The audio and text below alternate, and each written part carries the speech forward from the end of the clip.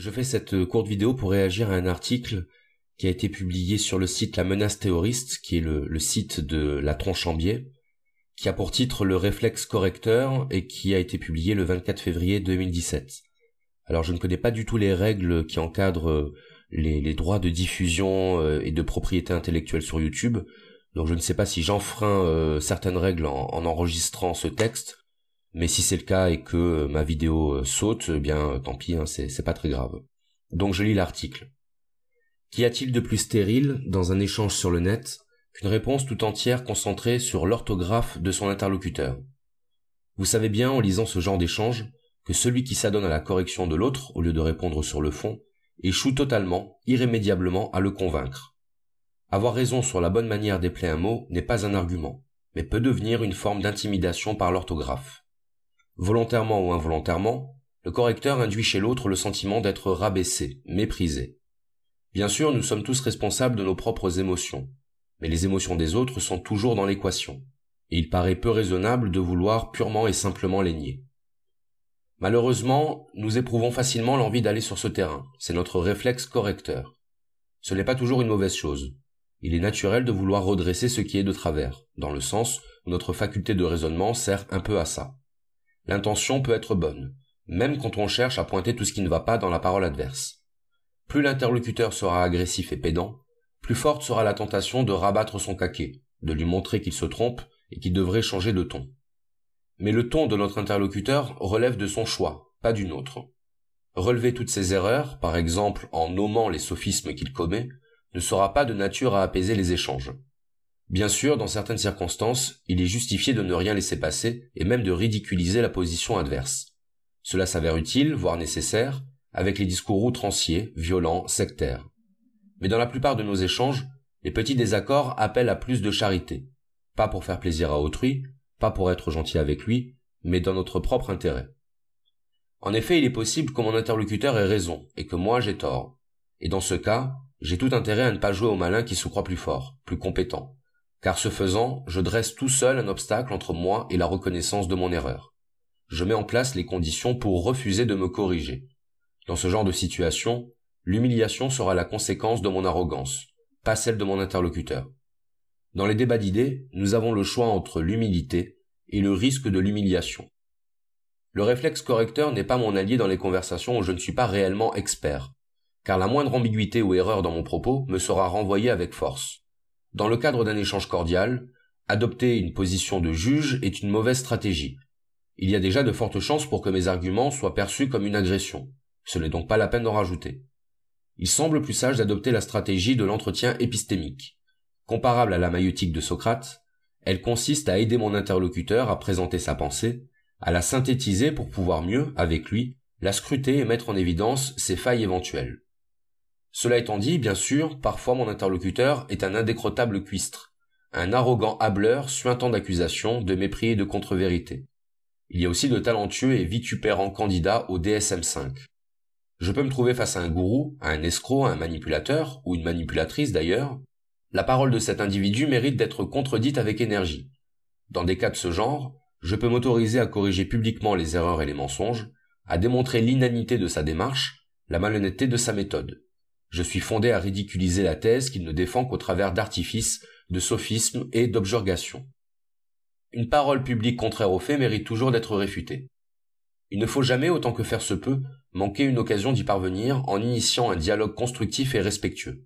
À défaut, une argumentation, même sévère, est souhaitable, à condition de n'avoir pas pour but de convertir autrui, mais bien d'exposer le plus clairement possible les raisons pour lesquelles je pense ce que je pense. À condition aussi de ne pas oublier que l'arrêt pur et simple de toute espèce d'argumentation est parfois la meilleure stratégie. Dans tous les cas, il semble sage de ne pas cultiver notre réflexe correcteur. Comme tous les mouvements intuitifs, il se déploie plus vite que la pensée rationnelle, et il peut piéger les plus futés d'entre nous. Voilà, donc j'ai terminé la lecture de cet article. Alors, j'aimerais exposer très rapidement ce que ça m'inspire, ce que ça m'évoque. Certains le savent peut-être, j'ai publié il y a quelques semaines une vidéo qui s'intitulait « Vous avez dit esprit critique, message à la Tronche en Biais », une vidéo dans laquelle je malmenais un petit peu la Tronche en Biais pour ce qui m'apparaissait être une partialité dans certaines prises de position que je trouvais incompatible avec la prétention d'une chaîne dédiée à l'esprit critique, c'est-à-dire dédiée à une certaine forme de neutralité dans l'approche des problématiques. Et je considère que l'esprit critique ne doit pas être à géométrie variable et qu'il doit s'appliquer indifféremment à tous les sujets, avec ce que ça comporte de risques et de difficultés, précisément parce que je pense que nous ne sommes pas neutres, que personne n'est neutre, que nous avons tous une subjectivité à partir de laquelle nous envisageons les problèmes sur lesquels nous réfléchissons et dont nous parlons. Et mis à part pour ce qui concerne peut-être certaines branches de la science dure, telles que la physique, l'astronomie, qui sont peut-être un peu plus à l'abri de la subjectivité, encore que ce n'est pas toujours le cas, je trouve assez difficile le fait d'assumer une neutralité ou en tout cas un regard strictement rationnel sur de nombreux problèmes qui font intervenir de l'humain, qui font intervenir de l'émotion et du vécu. Concernant l'article que je viens de lire, je souscris à quasiment l'intégralité de ce qui a été dit et je trouve la démarche de La Tronchambier extrêmement courageuse puisque l'article fait suite à une série de critiques qui lui ont été adressées, notamment sur justement ce parti pris et ce manque de neutralité qui peut lui être reproché dans le traitement de certains sujets. Et je pense que réagir à ces attaques, à ces critiques, de manière réfléchie, avec cet article très mesuré, très équilibré, je trouve que c'est une attitude assez noble que je tiens à saluer. Le fait est que sur tout un tas de sujets, nous avons tous notre sensibilité et que lorsque nous ne sommes pas en accord avec notre interlocuteur, on va facilement avoir tendance à être dans l'agressivité, à être dans l'attaque stérile et à être sur le terrain des émotions plutôt que sur celui de la raison. Lorsque j'ai fait ma vidéo de critique, j'assume totalement le fait que mon discours était principalement à charge et je ne doute absolument pas des bonnes intentions de La Tronchambier sur sa démarche critique. Simplement, je pense que on obtient beaucoup plus de résultats par le dialogue et par l'échange constructif que par la diabolisation et par l'anathème. Ça va me permettre également de faire une petite clarification. J'ai l'impression, et c'est une impression qui est assumée comme telle, hein, donc ça n'a rien de scientifique, hein, je préviens, qu'il y a une distinction entre les vidéastes qui animent des chaînes critiques et leur base, leur communauté entre guillemets.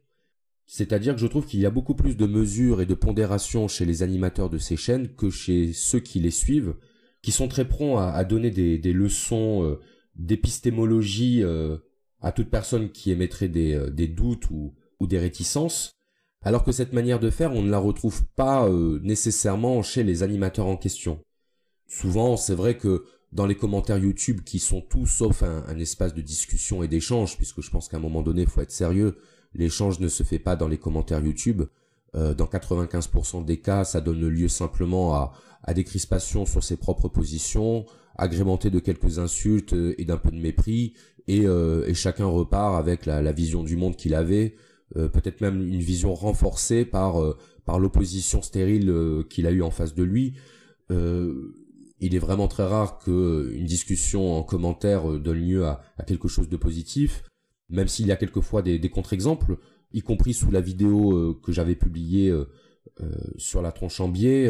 J'avais eu un échange avec Hygiène Mentale qui avait été assez constructif, même s'il y a évidemment des différences entre nos deux approches, mais c'est au moins la preuve qu'on peut avoir un échange contradictoire tout en restant dans le respect et dans la cordialité.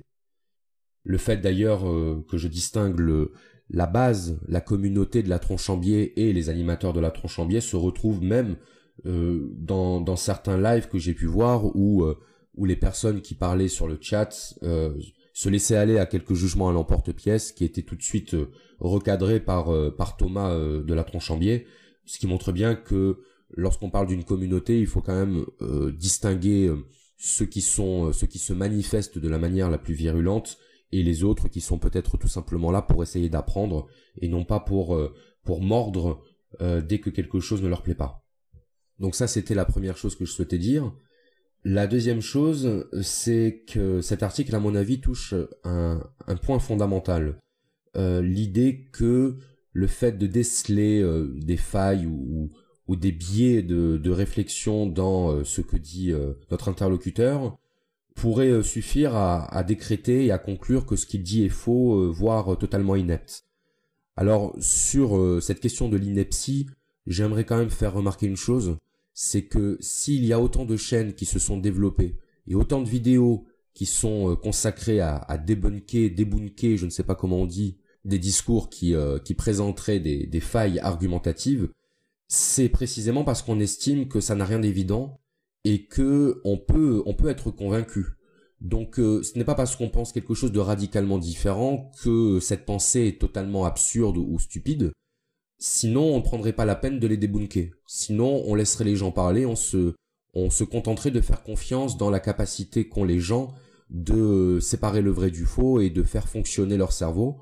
À partir de là, toutes les remarques qui consistent à traiter de stupides des positions qu'on va passer des heures à débunker, je pense qu'il y a là une évidente contradiction et je pense que c'est nécessaire de le signaler. Donc sur le fond, l'idée qui consiste à distribuer les mauvais points et faire la liste de tous les biais qui seraient à l'œuvre dans le discours de notre interlocuteur, effectivement, je partage l'idée que c'est quelque chose de contre-productif. Ce n'est pas quelque chose qui nous permet d'avancer. C'est quelque chose qui va plutôt crisper chacun dans ses positions, qui va avoir pour effet de nous radicaliser dans ce que l'on pense.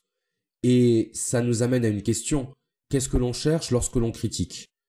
Si on critique pour le plaisir de critiquer, dans ce cas-là, ça devient un jeu, ça devient un passe-temps.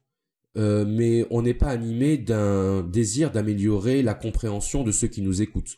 Alors on peut faire ce choix, et je pense qu'on est tous dans une certaine mesure pris dans ce désir de briller, dans ce désir de montrer à l'autre qu'on a raison et qu'il a tort.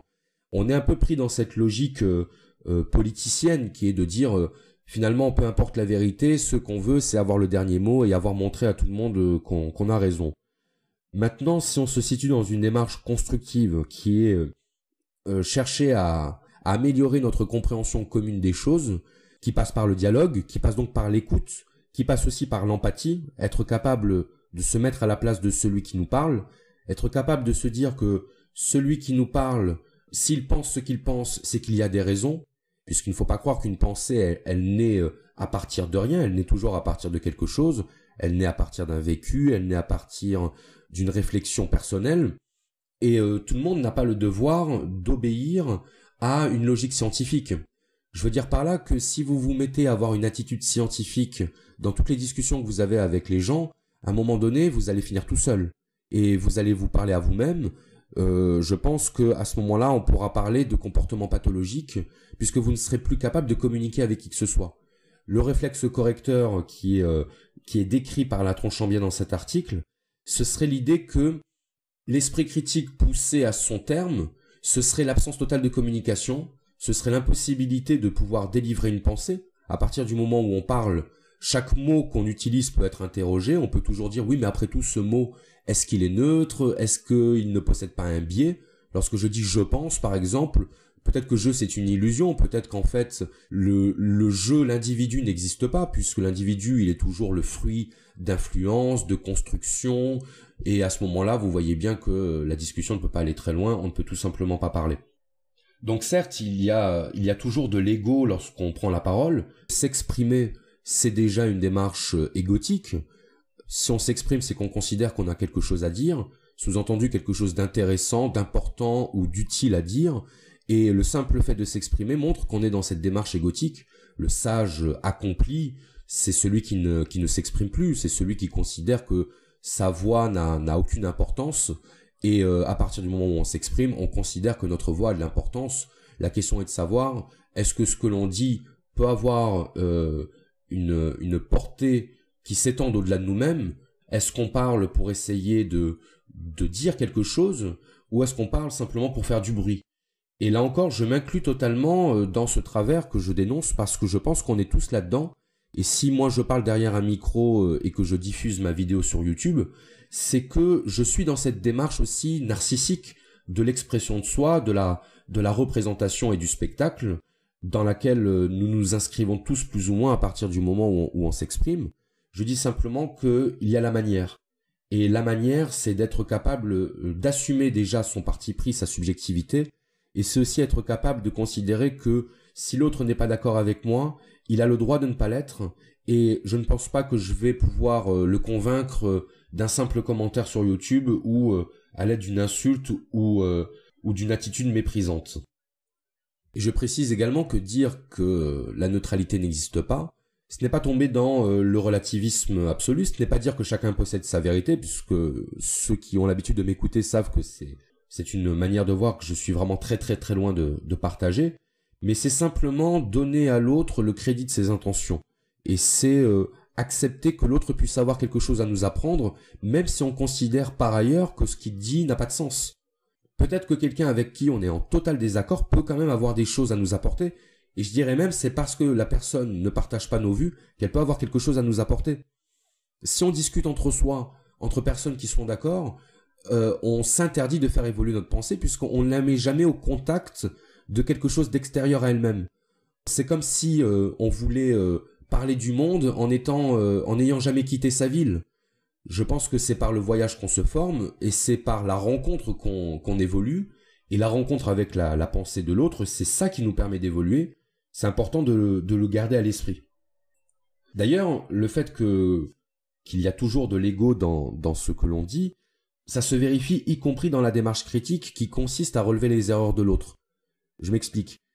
Si je parle avec quelqu'un avec qui a priori je ne suis pas d'accord, et que au lieu de chercher à le comprendre, je vais pointer toutes ses erreurs, je vais relever ses fautes d'orthographe ou l'emploi d'un mot inapproprié, et en faisant ça, je prends parti, c'est-à-dire je choisis de me placer dans une position critique plutôt que d'être dans l'écoute et la compréhension. Je fais le choix de ne pas aider l'interlocuteur à exprimer ce qu'il veut dire, je fais le choix de ne pas comprendre ce qui m'apparaît comme insensé ou inepte, et je fais le choix de me situer dans la relation conflictuelle en fait. Donc même le fait de critiquer quelque chose sur des bases factuelles, rationnelles et objectives, c'est déjà un parti pris. Je fais le choix de critiquer, je fais le choix d'être dans l'opposition plutôt que d'être dans l'écoute, plutôt que d'être dans la collaboration de la pensée par le dialogue. Donc pour terminer, je répète que j'adhère à la quasi-totalité de ce qui est dit dans cet article. Je salue la démarche qui consiste à publier un article que je trouve aussi prudent dans un contexte plutôt défavorable, et ça montre bien que avant l'intelligence rationnelle et avant l'intelligence scientifique, il y a peut-être une intelligence sociale qui consiste à créer les conditions du dialogue, parce que si les conditions du dialogue ne sont pas réunies, l'esprit critique n'a plus aucun sens. Merci de m'avoir écouté et à très bientôt.